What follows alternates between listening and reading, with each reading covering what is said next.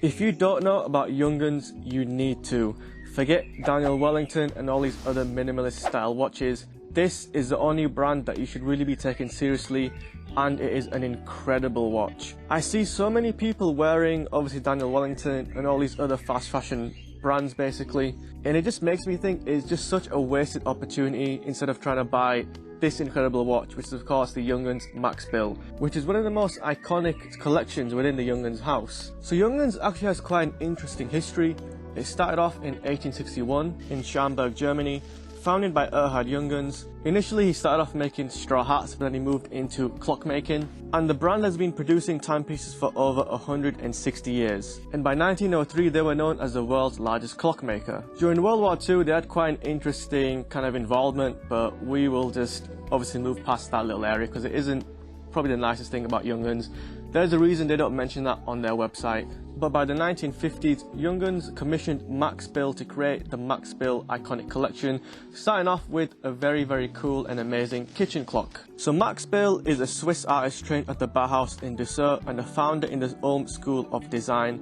Basically, he's the real deal, and when it comes to minimalist style, he is a very big icon in that. That kitchen clock became a massive hit, and by the 1960s it turned into the Max Bill collection of watches. So my particular version is a 2018 limited edition, limited to around 10,000 pieces, so not really limited edition in my opinion, to be honest. But on the case back is something that is very cool. But most of the other Max Bills obviously won't have this case back, but what they should all have in common is going to be that famous font on the dial. It's just so iconic, so unique, and that little 4-hour marker, if I'm going to zoom into that right now, that little bit is why people are actually buying this watch. Just that little tiny bit. It's just so famous, so funky, so unique. And of course, if you had a kitchen clock that looked like this, you'd want to wear it on your wrist as well. So I'm very happy that they of course made this back in the 1960s, and it's a reason why Junghans is still iconic to this day, and why this watch is still a bestseller. Now onto the build and dimensions of this watch.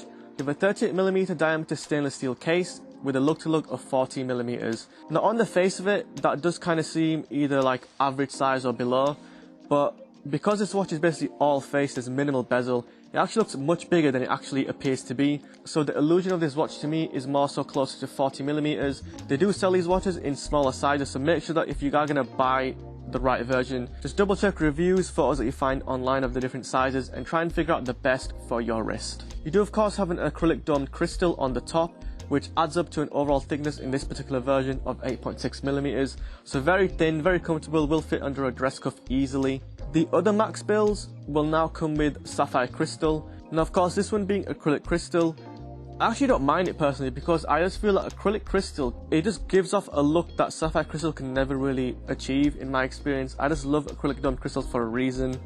And there is very minimal glare as well with this particular version. So it's fine for me, but please remember that in the future versions, current versions, it will come with a sapphire crystal. Now of course the dial is the star of the show. You have a beautiful sterile white dial, but if you look very close, especially in the B-roll that I'll show you right now, you can see there is a bit of tiny texturing, which just adds a really nice interesting element to the dial as well. And of course it's very legible. There is actually some lume on the 12, 6, 3 and 9 hour markers as well, which is quite interesting, and of course on the hour and minute hands as well. But the dial is just absolutely breathtaking. It looks simple, but I'm just kind of blown away by how interesting it is as well, especially with that font like I said earlier.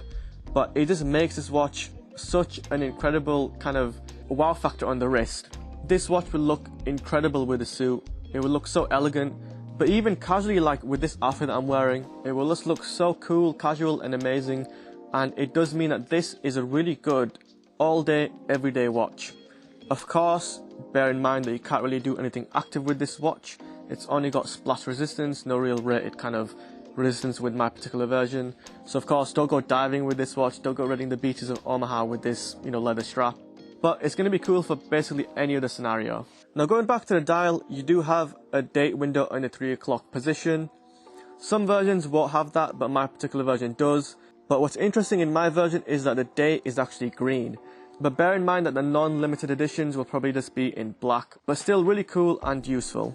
The second hand is incredibly thin, and if you look at it from basically any other angle other than dead on straight, it does look like the second hand is missing the markers, but it's because it's just so thin, and of course the markers on the dial are actually thin as well, which is why it may look like the watch is not calibrated correctly, but it actually is. Now you do have a 20mm lug, so of course a 20mm strap width as well, and in my version it came with this really cool, black leather strap with green stitching on the front and tanned green on the back side.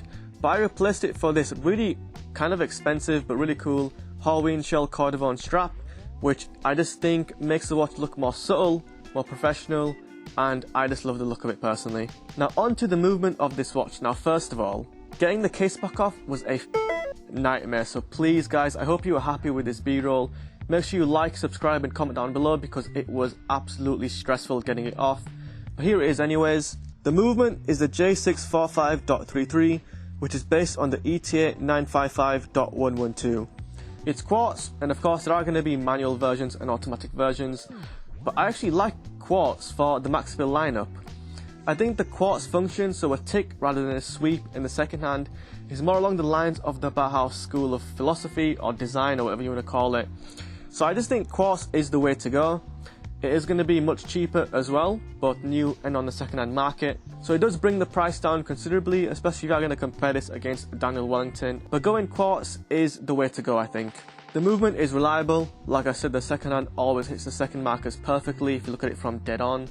It runs perfectly fine. Of course, getting the case back off is a nightmare, so replacing the battery every couple of years will be a headache, but you only have to do that job basically once for a couple of years and you're good to go. But no matter what option you choose, manual, automatic or quartz, at the end of the day you're getting a really reliable, amazing watch.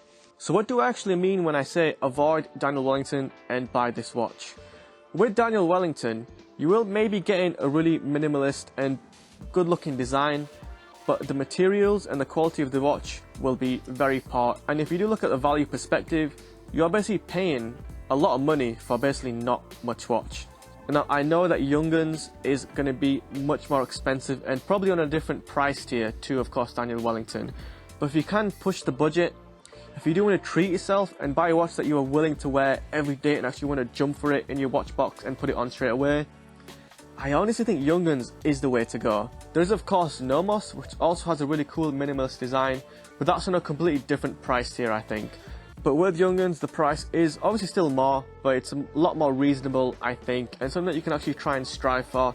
I just love the Junghans brand as a whole. Of course the Max Bill is amazing, the chronoscope is amazing, the Daemon, which I think is actually a ladies watch, but that yellow dial is just so sexy, and if they did make that in 38mm or more, I would buy that in a heartbeat. You do pay more for Junghans, I'm not going to deny that, but what you're paying for is a German made watch. Fair play to the Japanese, the Swiss, they're absolutely killing the watch game, but Germany is not really that far behind. They have some incredible watchmaking, and I think with Junghans, it's a good starter watch to add from Germany to your collection, which I think is just going to be cool from watch collecting by itself. But you're not just buying this watch to collect watches, you're buying this watch because you want to wear it and it's going to be a great experience. But guys, let me know what you guys think about Junghans in the comments down below. What do you think about Junghans and the Max Bill collection? Would you recommend any other minimalist style watches over Daniel Wellington? Maybe something that's closer to the price range of those watches? If you have enjoyed the video, make sure you press on this playlist here for even more of my watch content, and subscribe because there's going to be many more watches that I need to buy and review, and much more watches that I have in my collection that I need to talk about in front of you guys as well. That's all from me. I hope you wear your watches and your fragrances in good health, and I'll catch you guys next time.